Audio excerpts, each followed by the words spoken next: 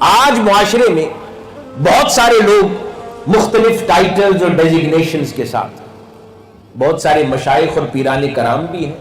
لوگ ان کے پیچھے گمراہ ہوئے پھرتے ہیں۔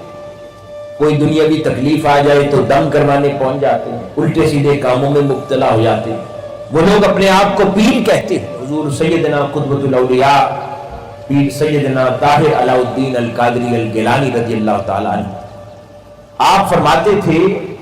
کہ وہ شخص پیر نہیں ہے، خنزیر ہے، کہ جو پیر بن کر بیٹھ جائے اور بے خبر، یعنی وہ شخص جو دعویٰ کرے خدا کے گھر کا رستہ دکھانے کا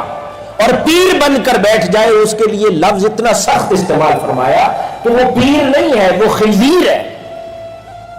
کہ بے خبر ہو کر پیر بن بیٹھے۔ کوئی انسان اسٹیج پر، روسٹرمز پر خطاب کرتے ہوئے وہ یہ کہتا پھرے،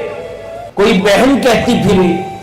کہ آؤ میں تمہیں خدا کے گھر کا رستہ بتاؤں، خدا کے گھر کا رستہ دکھاؤں، خدا کی چوکھٹ سے متعارف کراؤں، تو حاضرین گرامی وہ شخص کیسے خدا کے گھر کا رستہ بتا سکتا ہے جسے خود ہی خدا کے گھر کے رستے کی خبر نہ ہو؟